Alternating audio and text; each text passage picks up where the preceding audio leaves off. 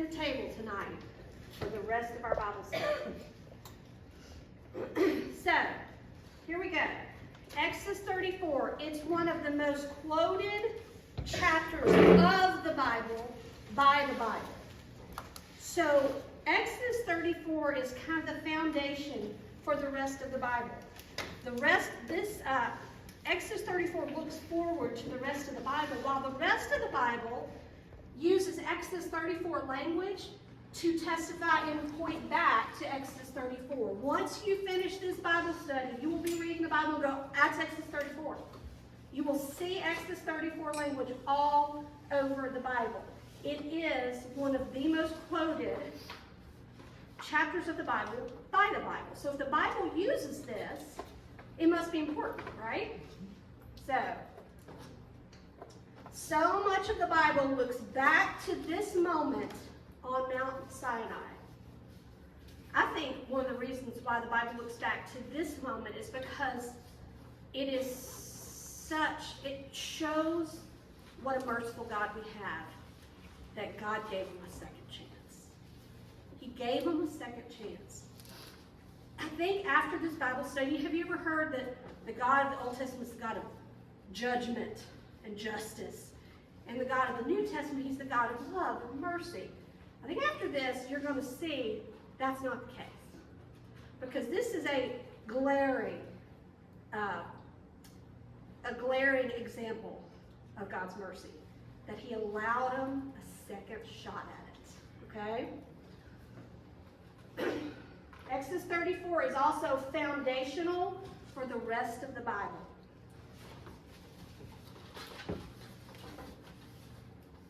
And once you dig deeper in these passages, you will find glimpses of these truths throughout the Bible. Glimpses. Now, if I go too fast, guys, it's okay. You've got the answers right behind these, okay? All right?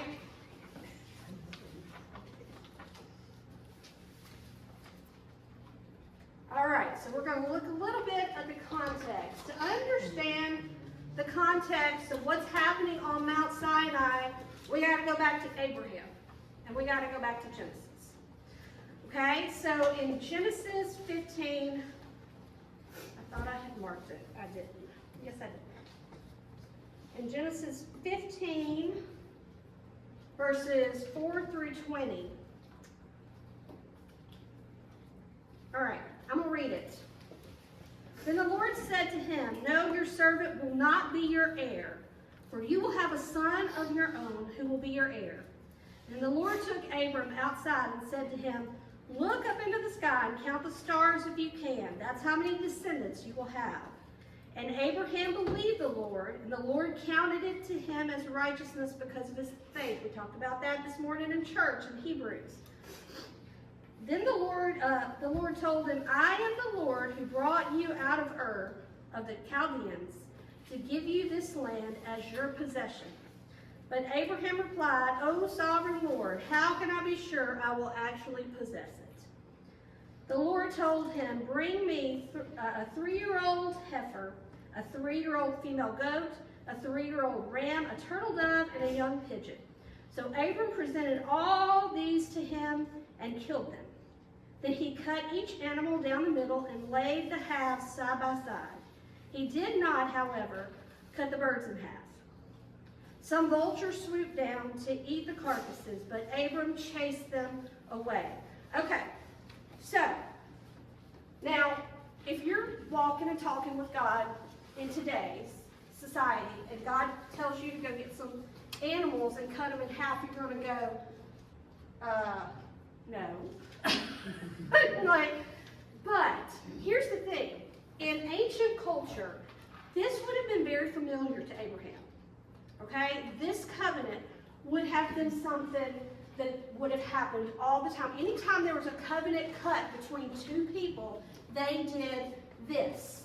So Abraham knew what was happening. God was about to make him a promise. Okay? So Abraham went and did exactly what God did. He got all the animals, he cut them in half. He put them out, and he shoot the birds off to wait for God, because he thinks what's about to happen And see, this is what you got to understand with this. Back in this day, if two people who were not of the same stature, like a prince and a commoner, if they did a covenant, if they made a covenant together, then only the commoner would walk through that trench, thereby taking the whole of the covenant upon himself. So if the covenant was broken on either side, guess who died? The commoner. So Abraham is expecting that God's going to show up and Abraham is going to walk through this because, he's God. That Abraham himself is going to walk through and make this covenant with God. But that's not what happens. Listen to what happens. As the sun was going down, Abram fell into a deep sleep, and a terrifying darkness came down over him. Then the Lord said to Abram, "You can be sure that your descendants will be strangers in a foreign land, where they will be oppressed as slaves for 400 years. But I will punish the nation that enslaves them, and in the end they will come away with great wealth. As for you, you will die in peace and be buried in a ripe old age. After 4 generations, your descendants will return here to this land, for the sins of the Amorites do not yet warrant their destruction." Again, mercy. Do you see that? God's delaying his judgment on the Amorites. He's hoping that he won't have to destroy them. A merciful God. That's who he is. After the sun went down and darkness fell, Abram saw a smoking fire pot and a flaming torch pass between the halves of the carcasses. So the Lord made a covenant with Abram that day and said, "I have given this land to your descendants, all the way to the border of Egypt, to the great Euphrates River, the land now occupied by the Kenites, the Kenizzites, the Cadmonites, the Hittites, the Perizzites, the Raphanites, the Amorites, the Canaanites, all the ites, okay? All the ites." So, you see what happened? Did Abram walk through the trench? No. Okay, so this is very important.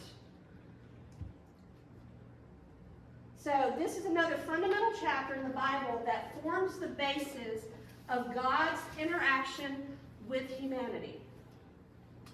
This is key. You want to connect the old and the new? It's right here. In this gross little thing, we read through that and go, gross, we would never want to do that. We don't want to walk through blood. We don't want to cut up animals. We don't want to do any of that stuff. But right here, this would be the equivalent of us making a contract with somebody, going to a lawyer, and then going in front of a judge. Except, in today's society, you're not going to die if you break the law. You just might go to jail. But back then, if they broke the covenant, it required the shedding of blood. Somebody had to die. The story sounds very bizarre to us today, but during Abraham's day, it was very common practice. Abraham would have known immediately what God was asking of him. Okay, so he knew as soon as God starts listing off the animals, we're making a covenant. We're making a covenant. He's going to make me some promises. God was making a contract with Abraham, and he was sealing it in blood. But whose blood? You know, this is where Abraham has lots of doubts, and God is trying to settle it with him once and for all, that he's going to do what he said. Back in Genesis 10, and we're not even going to go back, but can anybody remember what 3 promises God made to Abraham? Make him a great nation. Nation. Son. Well, that's the same thing. Yeah. Well, what's the first thing he says is, "I will give you a land." And that's what he's talking to Abraham about the land. They're not even talking about a descendant, really. They're talking about the land, but the land is tied to the descendants. And then what is the third thing he promises Abraham? Well, in the third promise, and this is in Genesis 10. If you want to look back, Genesis 10. Chapter 10? Genesis chapter 10, yes. Three promises he makes. He promises, I will give you a land. I will make you a great nation. Prosperous. And through you, all nations will be blessed. Who's that pointing to? Through him, all Jesus. Okay? So again, we're tying the old to the new. Even back in Genesis 10, we're tying the old to the new. Are we sure it's 10? No, Genesis 10 is the table of nations. Okay. Genesis 10. Hold on. How about it? Is it 12? Yes, it's Genesis 12. I'm sorry. That's my fault. All right, There we go. Genesis 12.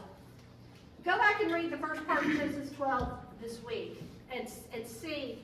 One thing I want you to do when you go back to read the first part of Genesis 12, see how many times he says, I will. It doesn't tell Abraham, you will.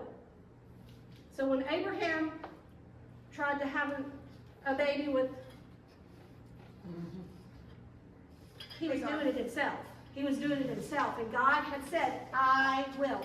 I will make you a great nation. I will give you a land. I will make all nations blessed through you. And so he gives him this covenant, but here he is confirming the covenant, the promises that he already made to him back in chapter 12. Okay? So Abraham was a little worried. He's picked up and he's moved, and he was a little worried. And God makes a covenant with him. And it's a covenant that we call the unilateral covenant. Okay? So instead of Abraham and God walking through the blood together, who walked through the blood? God. God came down in the image of a, what was it? Image of a fire pot and a flaming torch. And he walked through the blood, through the trench by himself. The keeping of this covenant would be based on God and God alone. So God walked through himself. So if either side, we know God's not going to break the covenant, right? Because God didn't do that. He didn't break his promises. But God, he's saying that if either side broke the covenant, then God alone would take the punishment for that. And the way you are punished for breaking a covenant like this is through the shedding of blood. So what's that pointing to? God was saying that the covenant was broken by either side. He alone would take the punishment. And this points us directly to Jesus. So why is this covenant important to Exodus 34? Have you ever heard the Old and the New Covenant? I want you to look at it a different way. There really is no Old and New Covenants. There's one covenant that God made. He started with Abraham. That's kind of the skeleton. He made this covenant, and it's just kind of in skeletal form. And then he comes to Moses, and he adds some meat on the bones. Okay? That's what he's doing on Mount Sinai. He's adding more to that covenant that he already made. He's not making a new covenant. He's not breaking that covenant. He's just adding to it.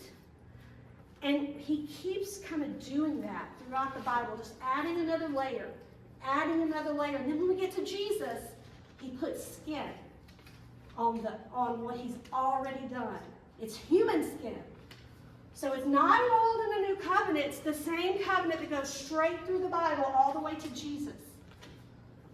So when Jesus stepped into human form, he put skin on that covenant. So God is about to flesh out the covenant on Mount Sinai that he already made with Abraham. And it's a covenant that will point us directly to Jesus. All right, we've kind of gone through the backstory of Exodus 34 already. So it's the second time that God calls Moses up to Mount Sinai. He calls him up to flesh out the covenant he made with Abraham previously. And don't get overwhelmed, okay? If you miss a blank, it's okay. You got the answers behind. So the first time Moses goes up Mount Sinai, his time there is interrupted. And I honestly, people get mad at Moses that he lost his temper. I think he held his temper pretty well, because I think if I were Moses, I would have thrown the Ten Commandments directly at Aaron. And I mean, I would have been a whole lot more angry. So his time there is interrupted. Moses comes down to find his people committing adultery against the God who had just called them into a covenant relationship. God was calling the people of the Israelites into a marriage relationship with the living God. He's up on Mount Sinai getting all this information. I mean, God chose them to be his special people, his prized possession. And they are entering into a marriage covenant. And they're committing adultery against God at the bottom of the mountain. It would be the equivalent of us cheating on our spouses on our wedding night. So, in anger, Moses breaks the very symbols of this newly formed relationship. So that's where we are. He's broken the Ten Commandments. There was a time of cleansing of the people. There were some people that died. There were some people that lived. Moses was really scared because he thought God was going to abandon them there in the desert. And he begged God not to do that. And God said, fine. He literally just said, fine, I won't. So that was the backstory. So now we're going to get into Exodus 34. We're going to look at the first verse. Then the Lord told Moses, chisel out 2 stone tablets like the first ones. I will write on them the same words that were on the tablets you smashed. That had to have hurt. Don't you think? Because the first set of tablets, who made those? God. And now Moses has to chisel them out by hand. All right. I believe that God was calling Moses during this time as he was chiseling out these tablets, that he was calling him to prepare. To prepare to come into the presence of the Lord once again. So many times in the Old Testament, we see God call people to prepare themselves before they enter into his presence. Often we fail to see the importance of how we approach our time with the Lord. Okay, those of you when you have kids, was Sunday morning just the best times ever getting kids to church? Absolutely. No, it's awful. I've often said I think there is a time warp between our front door and our car, because it takes us about 20 minutes from my front door to actually get in the car and pull out. I don't know where the time goes, but it goes somewhere, and it's so frustrating, and it seems like it's worse on Sunday mornings. But God still calls us to prepare, and here he's calling Moses to prepare to enter into his presence. You know, we are busy and distracted, and we bring that same attitude to our quiet times. How many times have we sat in that pew going, I cannot believe they couldn't find the shoes this morning. What in the world, God? I can't do this anymore. And we totally missed the service because our hearts are so distracted, and we've busily ran in the door, trying to go in, just go, come on, we're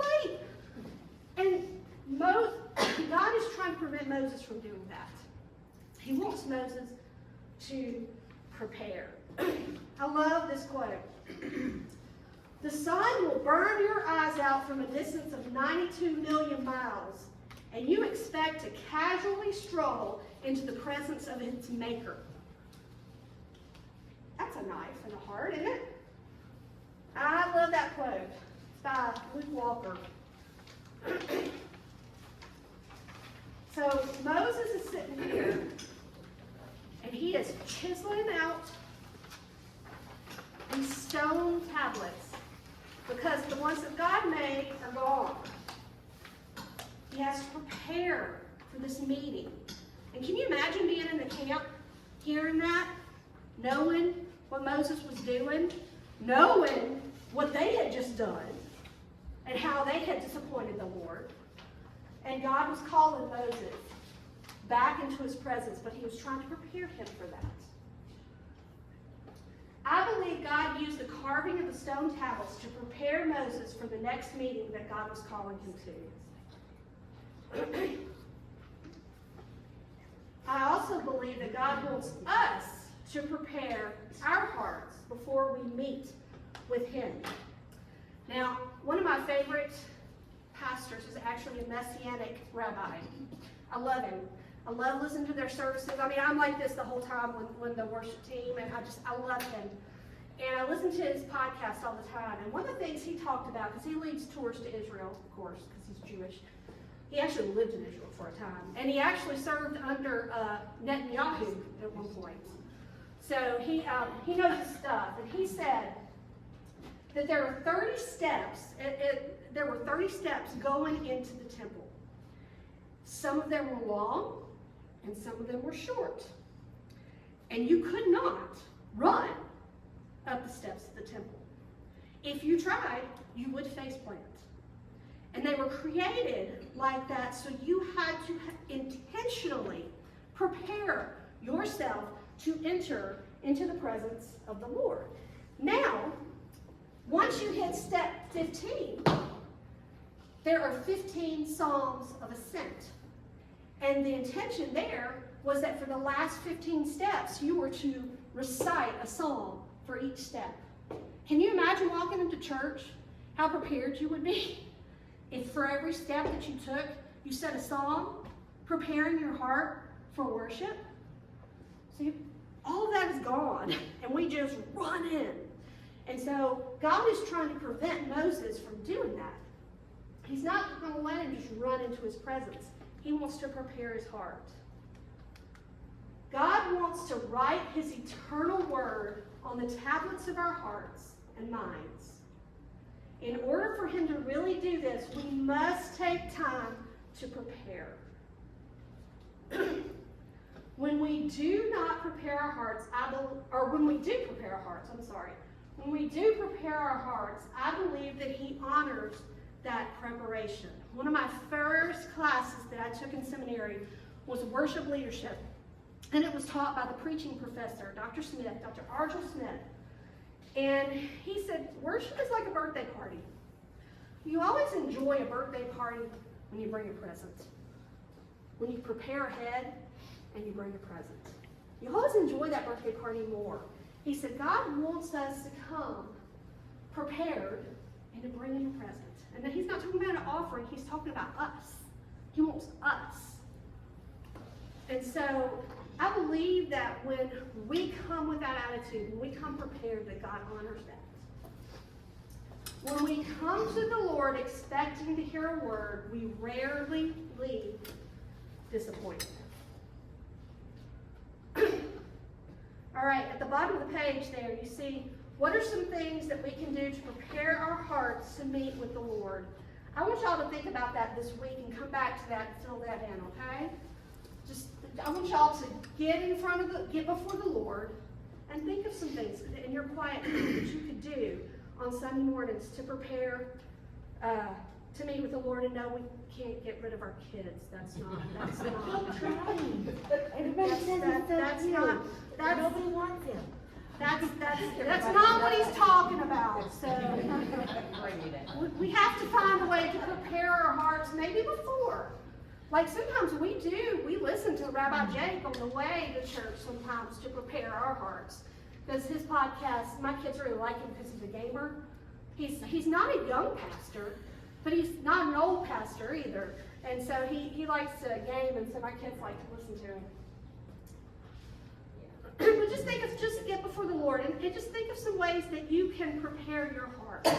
Maybe it's to read through the Psalms of Ascent the night before. Maybe it's to get up a little earlier and read a psalm or two before you go to church. Whatever it is, just ask the Lord to show you some things that you can do to prepare your hearts for worship. Chisel it away. So he's chiseling these stone tablets. Sometimes as we prepare for our times with the Lord, we need to chisel things away from our hearts. That the things that might prevent us from receiving the truth of what God needs us to hear.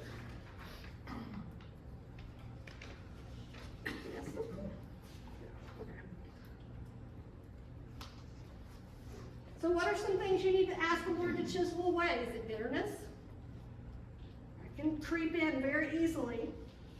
Is it anger? Fear is a big one. Fear. I think in the Western church, fear is what separates us from another great awakening. Because we're afraid of what God might ask us to do in the middle of that great awakening. Because it's scary when you have to step out when God asks you to do something. Because when I wrote that last book, that book about revival, the Woods of Revival, that's the one thing I found, is that God rarely started a great awakening with clergy. It started with people like us. People who just met together and said, we're just going to pray until the Lord shows up, until he does something amazing. And they would just meet and pray, and then the numbers would grow and grow and grow, and all of a sudden, God was doing something. So, you know, we have to ask the Lord to take away those things so that we can really have an encounter, a true encounter with the living God. All right, so now we are on verse 2. All right, Exodus 34:2. Be ready in the morning to climb up Mount Sinai and present yourself to me on the top of the mountain. You're not going to like the next part if you're not a morning person. And I wasn't either. But I'm telling you, it can change your world to do this. Seek him early. The Lord was intentional in calling Moses to meet him on Mount Sinai in the morning. He didn't say, you know what, you're going to be up here a while, so why don't you sleep until noon and meet me at noon. It'll be fine. No. No. He called them to meet him in the morning. And we will see, now I'm going to have you look these up some other time because we're kind of late. But there are a lot of scriptures that bear this out, that point us about how important it is to meet with God in the morning. It truly is, because when you set your clock back and give him the first part of the day, the first part of your day, it sets the tone for the rest of the day.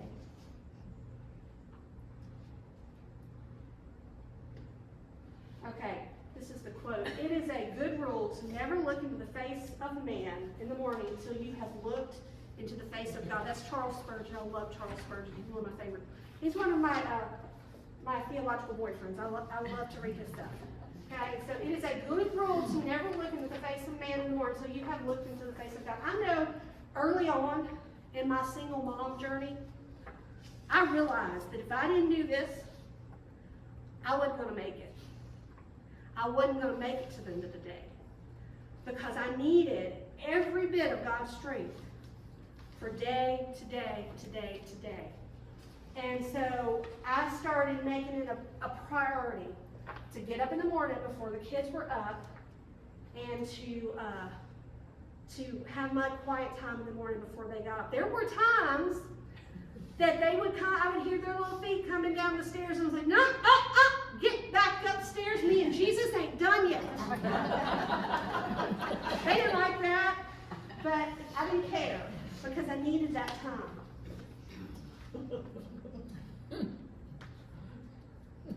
Why I split this up. So it is vitally important to place yourself in the steady hands of God before you are forced to face the challenges that this life can throw at you on any given day. Because let me tell you, y'all, it just gets crazier and crazier out there.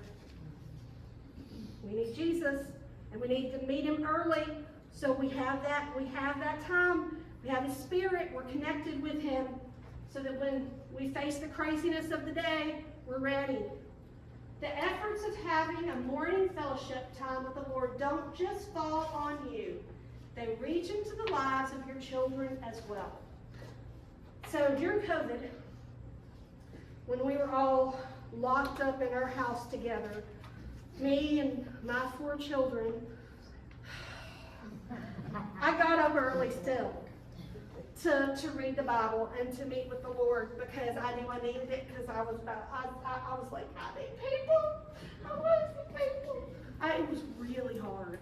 And so one morning, I heard footsteps coming down the hall, and I was about to turn around and say, go back to your room, I'm not done yet. And I saw it was my oldest child, and he looked at me and he held up his Bible.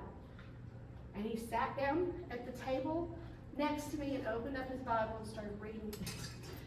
Y'all, I don't remember anything I read that day because I was about in tears. And every morning when I go into that boy's room, he has his Bible open and he's reading the Word of God. They see it in us. Our kids, our grandkids, they see it in us. When we do it, they do it. It's just one of those things. When they see it, they remember it, and they copy it. So give it a shot, set your alarm back, and meet with God, and give him the first part of the day. So there's another reflective time there at the bottom of that page. It says, what are some reasons you've given in the past for not spending time with the Lord first thing in the morning? Again, I want you to think on that, and I want you to fill that out on your own, all right? Okay, so, show up. The most important part of any relationship is to show up. This applies even more to our relationship with God. The Lord could have come down to Mount Sinai with all the thunder and the lightning and the fire, but it wouldn't have meant anything if Moses had not been obedient and showed up when God called him. He had to be there to receive the covenant, to get the blessing, to understand who God is. He had to show up. We have to show up. I tell you what, that's been the hardest part of this cancer thing, because I had to miss a lot of weeks and I hated it because I didn't feel good. And it made a difference in my walk with the Lord. I'm not even going to lie about it. It did. It made a difference in my walk with the Lord by not being at church, by not showing up, by not showing up even to our quiet times. You have to show up. The goal of this study is to find a glow like Moses had when he came off Mount Sinai. In order to find that glow, we must show up, especially for our one-on-one time with the Lord. So a live stream version of this would not have worked. I love to live stream Rabbi Jake in Illinois, but I can guarantee you it would not be the same as sitting in that pew.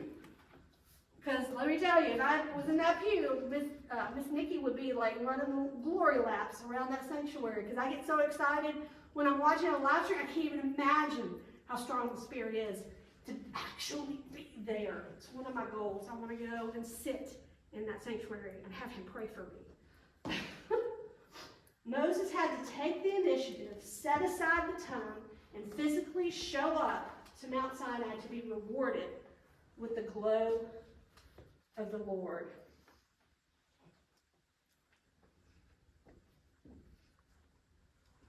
The enemy knows just how important it is for you to show up for your time with the Lord. So guess what he does? He gives you every excuse. He does everything he can so that you won't show up.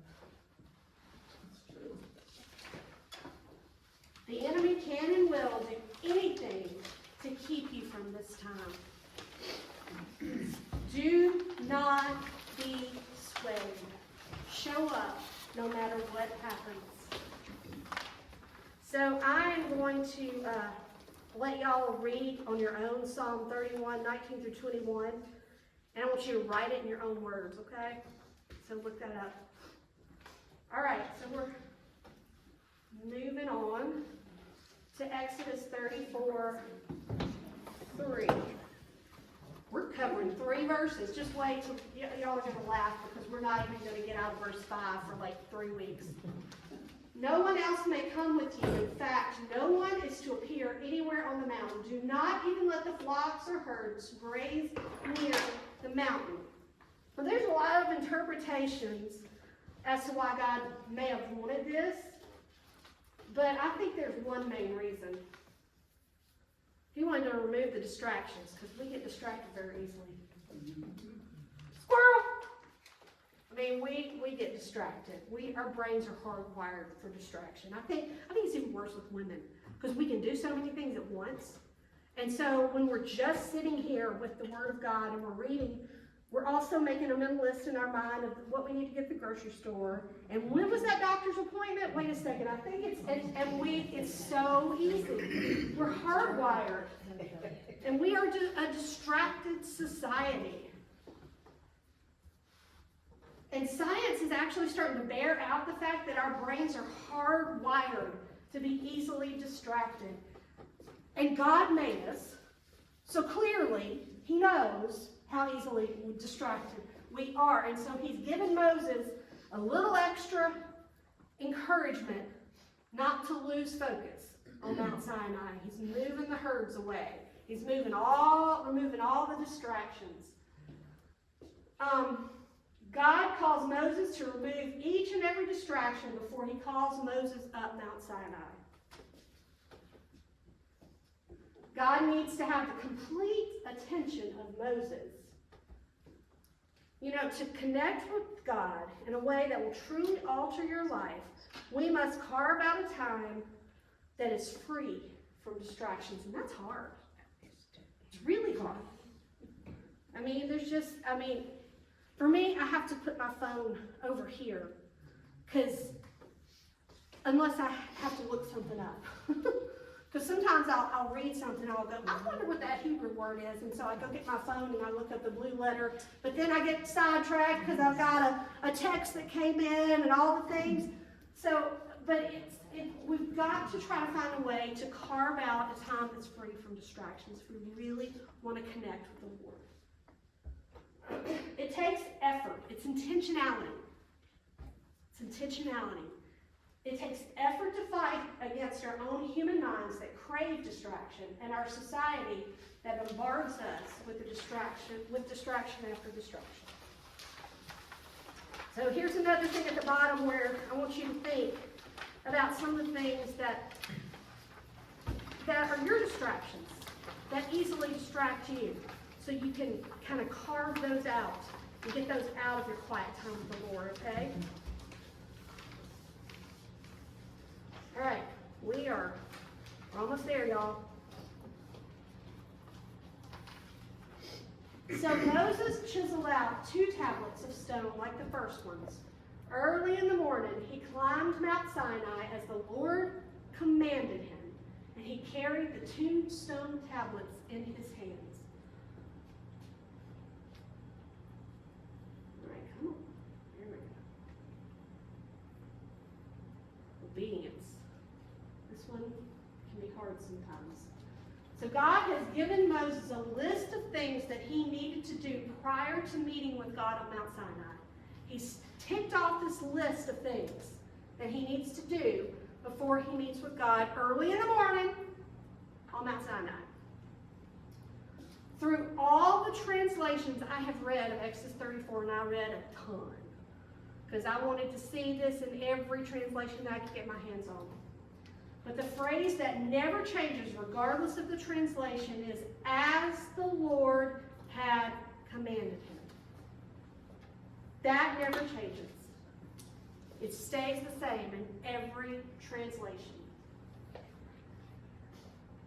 God asked specific things of Moses, and he obeyed every single one. He did everything that God asked him prior to going up the mountain. You know, obedience is vital to our connection with the Lord. You know, that's where the enemy loves to get his hand in, is with our obedience. And it usually starts with something small. It usually starts with very little things. And when disobedience creeps into our life, it crimps the connection that we have with the Father. It would be like me pulling this plug and making it to where my laptop no longer connected to the TV. Disobedience crimps that connection. It pulls that plug and it makes it to where we don't have as strong of a connection.